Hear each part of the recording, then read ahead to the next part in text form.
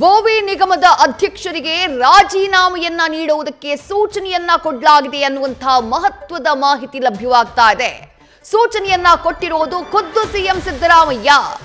ನಿಗಮದ ಅಧ್ಯಕ್ಷ ರವಿಕುಮಾರ್ ಅವರ ವಿರುದ್ಧ ಕಮಿಷನ್ ಆರೋಪ ಕೇಳಿ ಬಂದ ಹಿನ್ನೆಲೆಯಲ್ಲಿ ರಾಜೀನಾಮೆ ಕೊಡುವಂತೆ ಮುಖ್ಯಮಂತ್ರಿಗಳು ಸೂಚಿಸಿದ್ದಾರಂತೆ. ಈ ಬಗ್ಗೆ ರಹಸ್ಯವಾಗಿ ಮಾಡಿದ್ದಂತಹ ವಿಡಿಯೋ ಒಂದು ಹರಿದಾಡಿತ್ತು. ಹೀಗಾಗಿ ರಾಜೀನಾಮೆ ನೀಡುವಂತೆ ಬೋವಿ ನಿಗಮದ ಅಧ್ಯಕ್ಷರಾಗಿರುವಂತಹ ರವಿಕುಮಾರ್ಗೆ ಸಿಎಂ ಸಿದ್ದರಾಮಯ್ಯ ಸೂಚನೆಯನ್ನ ಕೊಟ್ಟಿದ್ದಾರೆ ಅನ್ನುವಂತಹ ಮಾಹಿತಿ. ಸಿಎಂ ಸೂಚನೆ ಹಿನ್ನೆಲೆಯಲ್ಲಿ ಇವತ್ತು ಅಥವಾ ನಾಳೆ ರವಿಕುಮಾರ್ ರಾಜೀನಾಮೆಯನ್ನ ಕೊಡುವಂತಹ ಸಾಧ್ಯತೆ ಇದೆ.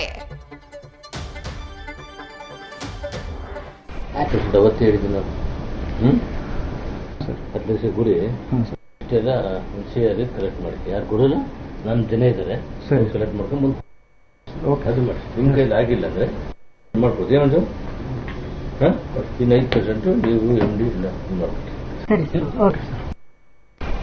ಅವತ್ತು ಹೇಳಿದ್ದೀನಿ ನಾನು.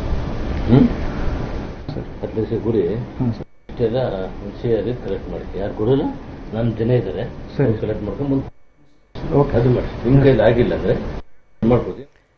ಇದೇ ವೈರಲ್ ಆಗಿದ್ದಂತಹ ವಿಡಿಯೋ ಬೋವಿ ನಿಗಮದ ಅಧ್ಯಕ್ಷ ರವಿಕುಮಾರ್ ಅವರಿಗೆ ಸಂಬಂಧಪಟ್ಟಂತಹ ವಿಡಿಯೋ ದೃಶ್ಯದಲ್ಲಿ ಗಮನಿಸ್ತಾ ಇದ್ದೀರಿ.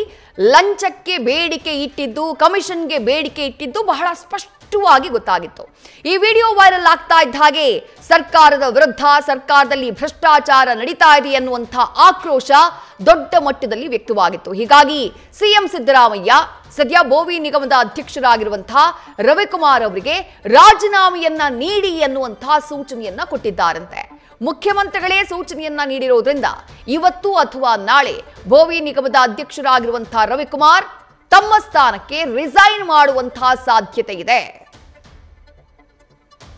ಮತ್ತಷ್ಟು ಡೀಟೇಲ್ಸ್ ನಮ್ಮ ಪ್ರತಿನಿಧಿ ಹರೀಶ್ ನೀಡ್ತಾ ಹೋಗ್ತಾರೆ. ಹರೀಶ್, ಈ ಹಿಂದೆ ಇದೇ ಸರ್ಕಾರದಲ್ಲಿ ಕೇಳಿ ಬಂದಂತಹ ಅತಿ ದೊಡ್ಡ ಹಗರಣ ಒಬ್ಬ ಸಚಿವರ ತಲೆದಂಡಕ್ಕೆ ಕಾರಣ ಆಗಿತ್ತು.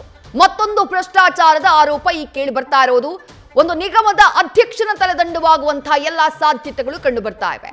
ಡೀಟೇಲ್ ಆಗಿ ವಿವರಿಸಬಹುದಾ ಹರೀಶ್? ವಿದೇಶದಲ್ಲಿ ಬಹಳ ಮುಖ್ಯವಾಗಿರುವಂಥದ್ದು ಬೋವಿ ನಿಗಮದ ಅಧ್ಯಕ್ಷರಾಗಿರುವಂತಹ ರವಿಕುಮಾರ್ ಅವರು ಹಣಕ್ಕೆ ಬೇಡಿಕೆ ಇಟ್ಟಿರುವಂಥ ಹಿನ್ನೆಲೆಯಲ್ಲಿ ಅದು ಕೂಡ ಬಹಿರಂಗ ಆಗಿರುವಂಥ ಕಾರಣಕ್ಕಾಗಿ ಈಗ ಅವರ ತಲೆದಂಡಕ್ಕೆ ಕೂಡ ಈಗ ಸಾಧ್ಯತೆಗಳು ಕೂಡ ಕೇಳಿಬರ್ತಿದೆ. ಅಂದರೆ ಸಿಎಂ ಸಿದ್ದರಾಮಯ್ಯರು ಖುದ್ದು ದೂರವಾಣಿ ಕರೆ ಮಾಡಿ ಅವರು ರಾಜೀನಾಮೆ ಕೊಡಬೇಕು ಅನ್ನುವಂಥ ಸೂಚನೆಯನ್ನು ಕೊಟ್ಟಿದ್ದಾರೆ ಅನ್ನುವಂಥ ಮಾಹಿತಿ ಲಭ್ಯ ಆಗ್ತಿದೆ. ಹಾಗಾಗಿ ಇಂದು ಇಲ್ಲವೇ ನಾಳೆ ರವಿಕುಮಾರ್ ಅವರು ಅಧ್ಯಕ್ಷ ಸ್ಥಾನಕ್ಕೆ ರಾಜೀನಾಮೆ ಕೊಡುವಂಥ ಸಾಧ್ಯತೆ ದಟ್ಟವಾಗಿ ಕೂಡ ಈಗ ಕೇಳಿಬರ್ತಿದೆ. ಒಂದು ಈ ಹಿಂದೆ ಕೂಡ ಹಲವು ಸಂದರ್ಭಗಳಲ್ಲಿ ಕೂಡ ಭ್ರಷ್ಟಾಚಾರದ ಆರೋಪಗಳು ಕೂಡ ಪ್ರತಿಪಕ್ಷಗಳು ಅಸ್ತ್ರವನ್ನಾಗಿ ಕೂಡ ಬಳಸ್ಕೊಳ್ತಾ ಇದ್ವು. ಇದೀಗ ರವಿಕುಮಾರ್ ಅವರು ಲಂಚಕ್ಕೆ ಬೇಡಿಕೆ ಇಟ್ಟಿರುವಂತಹ ವಿಡಿಯೋ ಹರಿದಾಡ್ತಿರುವಂತಹ ಹಿನ್ನೆಲೆಯಲ್ಲಿ ಪ್ರತಿಪಕ್ಷಗಳು ಇದನ್ನೇ ಕೂಡ ಪ್ರಬಲವಾಗಿ ಅಸ್ತ್ರವನ್ನಾಗಿ ಬಳಸ್ಕೊಳ್ತಿದ್ದಾವೆ. ಜೊತೆಗೆ ಸರ್ಕಾರದಲ್ಲಿ ವ್ಯಾಪಕ ಭ್ರಷ್ಟಾಚಾರ ನಡೀತಿದೆ ಅನ್ನುವಂಥ ಆಕ್ರೋಶ ಕೂಡ ವ್ಯಕ್ತ ಆಗ್ತಿದೆ. ಈ ಹಿನ್ನೆಲೆಯಲ್ಲಿ ಸಿಎಂ ಸಿದ್ದರಾಮಯ್ಯರು ತೀವ್ರ ಅಸಮಾಧಾನಗೊಂಡಿರುವಂತಹ ಕಾರಣಕ್ಕಾಗಿ ನೇರವಾಗಿ ಕೂಡ ರಾಜೀನಾಮೆ ಕೊಡಬೇಕು ಅನ್ನುವಂಥ ಸೂಚನೆಯನ್ನು ಕೊಟ್ಟಿದ್ದಾರೆ. ಹಾಗಾಗಿ ಸಿಎಂ ಸಿದ್ದರಾಮಯ್ಯ ಅವ್ರನ್ನ ಭೇಟಿ ಮಾಡಿ ರವಿಕುಮಾರ್ ಅವರು ಇವತ್ತು ಭೇಟಿಯಾಗುವಂಥ ಸಾಧ್ಯತೆ ಇದೆ. ಹಾಗಾಗಿ ಭೇಟಿ ನೀಡಿದ ನಂತರ ರಾಜೀನಾಮೆ ನೀಡುವಂಥದ್ದು ಸ್ಪಷ್ಟವಾಗಿದೆ ಅನ್ನುವಂಥ ಮಾತುಗಳು ಕೇಳಿ ಬರ್ತಾ ಇರುವಂಥದ್ದು. ವಿದ್ಯಾಶ್ರೀ, ಥ್ಯಾಂಕ್ ಯು ಹರೀಶ್ ತಮ್ಮೆಲ್ಲ ಡೀಟೇಲ್ಸ್ಗೆ.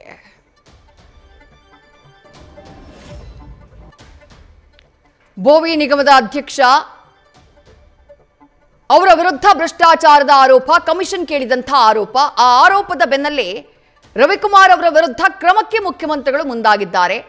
ಇವತ್ತು ಅಥವಾ ನಾಳೆ ಮುಖ್ಯಮಂತ್ರಿಗಳ ಸೂಚನೆ ಹಿನ್ನೆಲೆಯಲ್ಲಿ ನೀವು ಈ ಕ್ಷಣದಿಂದಲೇ ರಾಜೀನಾಮೆಯನ್ನ ಕೊಡಬೇಕು ಅಂತ ಹೇಳಿ ಸಿಎಂ ಸಿದ್ದರಾಮಯ್ಯ ಸೂಚನೆ ಕೊಟ್ಟಿರುವಂತಹ ಕಾರಣಕ್ಕಾಗಿ ಬೋವಿ ನಿಗಮದ ಅಧ್ಯಕ್ಷ ರವಿಕುಮಾರ್ ರಾಜೀನಾಮೆಯನ್ನ ನೀಡಲಿದ್ದಾರೆ ಅನ್ನುವುದು ನ್ಯೂಸ್ ಫಸ್ಟ್ಗೆ ಲಭ್ಯವಾಗಿರುವಂತಹ ಮಾಹಿತಿ. ದೂರದಾರ ವೆಂಕಟೇಶ್ ದೂರವಾಣಿ ಸಂಪರ್ಕದಲ್ಲಿ. ಸರ್ ನಮಸ್ಕಾರ. ಮೇಡಮ್, ನಾನು ವೆಂಕಟೇಶ್ ಮೌರ್ಯ, ಡಾಕ್ಟರ್ ವೆಂಕಟೇಶ್ ಮೌರ್ಯ ನಾನು. ಸರ್, ಈ ವಿಚಾರವಾಗಿ ಏನು ಆರೋಪ ಕೇಳಿ ಬರ್ತಾ ಇತ್ತು, ಬೋವಿ ನಿಗಮಕ್ಕೆ ಸಂಬಂಧಪಟ್ಟ ಹಾಗೆ ವಿಡಿಯೋ ಎಲ್ಲ ವೈರಲ್ ಆಗಿತ್ತು.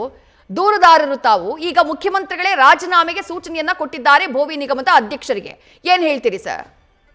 ಮೇಡಮ್, ಇದು ಕಾಂಗ್ರೆಸ್ ಸರ್ಕಾರದ ಕಣ್ಣು ಒರೆಸುವ ತಂತ್ರ. ಇದು ಇದು ಇದು ನಿನ್ನೆ ಒಂದು ಸುದ್ದಿ ಮಾಧ್ಯಮದಲ್ಲಿ ರವಿಕುಮಾರ್ ಮಾತಾಡ್ತಾ ಇದ್ರು. ಅವ್ರು ಮಾತಾಡ್ಬೇಕಾದ್ರೆ ಕ್ಲಿಯರ್ ಆಗಿ ಹೇಳಿದ್ರು, ಮಾನ್ಯ ಉಪಮುಖ್ಯಮಂತ್ರಿ DK ಶಿವಕುಮಾರ್ ಅವರು ಎಲ್ಲಾ ನಿಗಮದ ಅಧ್ಯಕ್ಷರನ್ನ ಕರೆದು ಹುಷಾರಾಗಿರಿ, ನೀವು ಮಾತಾಡ್ಬೇಕಾದ್ರೆ, ನಿಮ್ ಚೇಂಬರ್ ಅಲ್ಲಿ ಕೂರ್ಬೇಕಾದ್ರೆ, ನೀವು ಚರ್ಚೆ ಮಾಡಬೇಕಾದ್ರೆ CCTVಗಳಿರ್ತವೆ, ಸ್ಟಿಂಗ್ ಆಪರೇಷನ್ ಕ್ಯಾಮರಾಗಳಿರ್ತವೆ, ಹುಷಾರಾಗಿ ನೀವು ನೀವು ಕೆಲಸ ಮಾಡಿ ಅಂತ ಸೂಚನೆ ಕೊಟ್ಟಿದ್ದಾರೆ ಅಂತ ಹೇಳಿದ್ರು ಅವರು.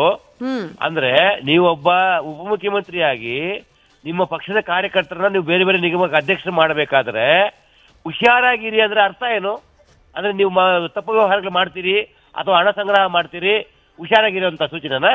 ನೀವು ಒಳ್ಳೆ ಕೆಲಸ ಮಾಡ್ಬೇಕಾದ್ರೆ, ಅಭಿವೃದ್ಧಿ ಕೆಲಸ ಮಾಡ್ಬೇಕಾದ್ರೆ, ಡೆವಲಪ್ಮೆಂಟ್ ಕೆಲಸ ಮಾಡ್ಬೇಕಾದ್ರೆ ಹುಷಾರಾಗಿ ಹಾಕಿರ್ಬೇಕು. CCTV ಯಾಕೆ ಎದುರ್ಕೋಬೇಕು? ಸ್ಟಿಂಗ್ ಆಪರೇಷನ್ ಯಾಕೆ ಎದುರ್ಕೋಬೇಕು? ಅಂದ್ರೆ ರವಿಕುಮಾರು ಬರೀ ಆಟದ ಗೊಂಬೆ ಅಷ್ಟೇ, ಅವ್ರನ್ನ ಬಳಸ್ಕೊಂಡಿದ್ದಾರೆ ಅಷ್ಟೇ ರವಿಕುಮಾರ್ನ. ಈಗ ಮೊನ್ನೆ ಬಿಹಾರ ಚುನಾವಣೆ ಬಂದಿದೆ, ಈಗ ಕಳೆದ ತೆಲಂಗಾಣ ಚುನಾವಣೆ ಬಂತು. ತೆಲಂಗಾಣ ಚುನಾವಣೆಯಲ್ಲಿ ನಮ್ಮ ದಲಿತ ಸಮುದಾಯದ ವಾಲ್ಮೀಕಿ ಅಭಿವೃದ್ಧಿ ನಿಗಮದ ಹಣವನ್ನ ಬಳಕೆ ಮಾಡಿಕೊಂಡಿದ್ದಂಥದ್ದು ಮತ್ತು ಸಿದ್ದರಾಮಯ್ಯನವರೇ ವಿಧಾನಸಭೆಯಲ್ಲಿ ಒಪ್ಕೊಂಡಿರುವಂಥದ್ದು ಮತ್ತು ಸಂಬಂಧಪಟ್ಟ ST ಡೆವಲಪ್ಮೆಂಟ್ ಕಾರ್ಪೊರೇಷನ್ ಮಿನಿಸ್ಟರ್ನ ಪದಚ್ಯುತಿ ಮಾಡಿದಂಥದ್ದು, ರಾಜೀನಾಮೆ ಕೊಡಿಸಿದ್ದು, ಅವ್ರು ಜೈಲಿಗೆ ಕಳಿಸಿದ್ದು ಎಲ್ಲವೂ ನಾವು ಕಣ್ಣು ಮುಂದೆ ಇದೆ. ಈಗ ಬಿಹಾರ ಚುನಾವಣೆಗೆ ಹಣ ಸಂಗ್ರಹ ಮಾಡಬೇಕು. ಅದಕ್ಕೆ ನಮ್ಮಂತ ಕೆಳವರ್ಗದ ನಿಗಮಗಳನ್ನ ಬಳಕೆ ಮಾಡಿಕೊಂಡು ಹಣ ಸಂಗ್ರಹ ಮಾಡಿ ಬಿಹಾರ ಚುನಾವಣೆ ಕೊಟ್ಟು ರಾಹುಲ್ ಗಾಂಧಿ ಹತ್ರ ಶಬಾಷ್ಗಿರಿ ತಗೊಳಕ್ಕೆ ರವಿಕುಮಾರ್ ಅಂತವರನ್ನ ಬಲಿಪೋಷಿ ಮಾಡ್ತಾ ಇದೆ ನೇರವಾಗಿ ಕಾಂಗ್ರೆಸ್ ಸರ್ಕಾರ. ಮೇಡಮ್ ಅವರೇ, right sir, right sir. Thank you news first ಜೊತೆಗೆ ಮಾತನಾಡಿದ್ದಕ್ಕೆ ಡಾಕ್ಟರ್ ವೆಂಕಟೇಶ್ ಮೌರ್ಯ ಅವರೇ.